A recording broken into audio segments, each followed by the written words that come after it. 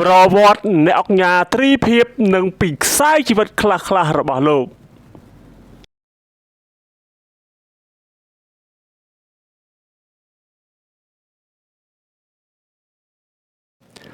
ជាអ្នកជំនួញក្នុងប្រទេសដ៏ល្បីដែលក្តាប់ក្តាប់តំបន់សេដ្ឋកិច្ចសំខាន់ព្រមទាំងមានភាពធន់រឹងមាំរាប់ទសវត្សរ៍មកហើយនោះលោកត្រីភាពទទួលងារជាអង្គការពីប្រមុខរដ្ឋស្ដីទីសម្ដេចជាស៊ីមតាមសំណើរបស់សម្ដេចតេជោហ៊ុនសែននាយករដ្ឋមន្ត្រីនៅថ្ងៃទី14ខែសីហាឆ្នាំ2024ហើយក៏ត្រូវបានព្រះមហាក្សត្រត្រាស់បង្គាប់ផ្ដល់គោរពងារនៃអង្គការនៅថ្ងៃទី9ធ្នូ2021ដំណើរគ្នាជាមួយនឹងភរិយារបស់លោកគឺអង្គការសុកស្រីនាងដែលជាភរិយាទី2ជាអគ្គនាយកក្រុមហ៊ុន MDS Group ក្រុមហ៊ុនត្រីភាព Import Export រួមទាំងក្រុមហ៊ុនជាច្រើនទៀតពាក់ព័ន្ធនឹងខ្សែជីវិតខ្លះៗរបស់លោកគឺអ្នកអង្គការត្រីភាពបានទទួលសញ្ញាបត្របណ្ឌិតកិត្តិយសដោយផ្ទាល់ដៃពីសម្ដេចនាយករដ្ឋមន្ត្រីហ៊ុនសែនហើយសញ្ញាបត្រនេះគឺផ្ដល់ដោយសាកលវិទ្យាល័យ IIC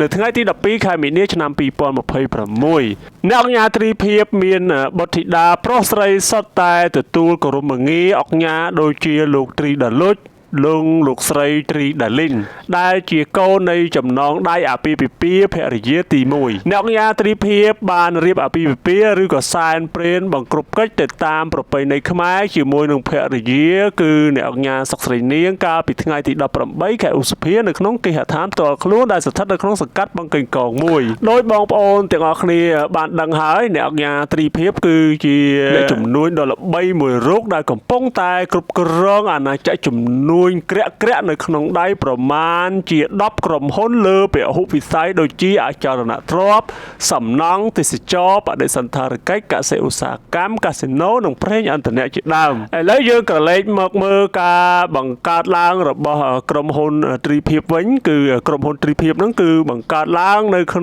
នុងឆ្នាំ2003គឺឈ្មោះថាក្រុមហ៊ុនត្រីភាពគ្រប់ហើយក្រុមហ៊ុននេះគឺបានវិនិយោគទៅលើការអភិវឌ្ឍដីសម្បត្តិសេដ្ឋកិច្ចនិងដីកម្មសិទ្ធិរបស់ក្រុមហ៊ុន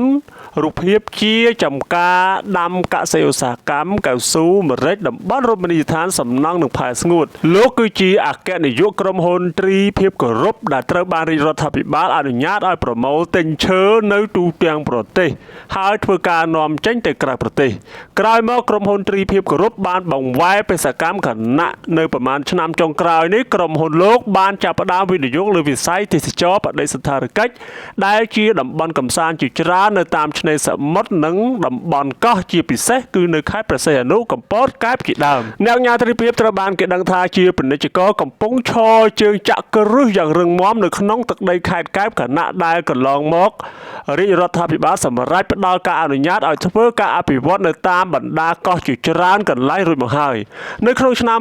2022កន្លងទៅនេះគឺគណៈកម្មាធិការតំបន់សេដ្ឋកិច្ចពិសេសកម្ពុជានៃក្រុមប្រឹក្សាអភិវឌ្ឍកម្ពុជាបានសម្រេចចេញវិញ្ញាបនបត្រចុះបញ្ជីគម្រោងវិនិយោគជូនដល់ក្រុមហ៊ុនត្រីភាពដើម្បីអភិវឌ្ឍកោះចំនួន2ដែលមានទីតាំងនៅខេត្តកែបតាមរយៈការវិនិយោគនៃក្រុមហ៊ុនទាំង9អ្នកអង្គការត្រីភាពបានបញ្ជាក់ឲ្យដឹងថាក្នុងមួយខែលោកត្រូវបើកប្រាក់ខែឲ្យបុគ្គលិកកម្មករជាង$50,000ជារៀងរាល់ខែ